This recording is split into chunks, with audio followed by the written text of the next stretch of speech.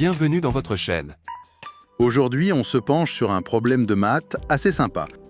Une dérivée qui est f' de x égale 2x plus ln de x. D'accord. Et on a un seul témoin, une condition, f de 1 égale 4.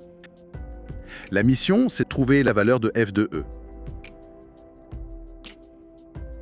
C'est une très bonne image, l'enquête. Parce qu'en fait, la première étape, c'est justement de remonter le temps. L'intégration, Voilà, on cherche la primitive. Et quand on regarde les indices, on voit tout de suite qu'il y a une partie facile, le 2x, et une autre, le fameux ln de x. c'est lui le suspect difficile. C'est là que ça se complique, j'imagine.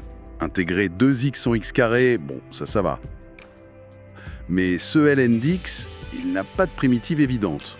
J'ai entendu parler de l'intégration par partie. L'idée, c'est d'utiliser la force du problème contre lui-même. L'astuce, c'est de poser u égale ln de x et v' égale 1. C'est le cœur de la stratégie. C'est ça. Et une fois qu'on applique la formule, on découvre que l'intégrale de ln de x, c'est x ln de x moins x. On peut assembler le portrait robot de notre fonction. C'est f de x égale x carré plus x ln de x moins x plus c. Ah, le fameux plus c. C'est la constante d'intégration. On remplace x par 1 dans notre fonction. L'équation devient donc f de 1 égale... Juste c. Donc c égale 4. Le masque tombe. Voilà, notre fonction est identifiée. Que vaut f de e? On remplace x par e. Il ne nous reste que e au carré plus 4. L'affaire est classée. C'était la réponse C. Ce qui est fascinant, c'est vraiment cette stratégie.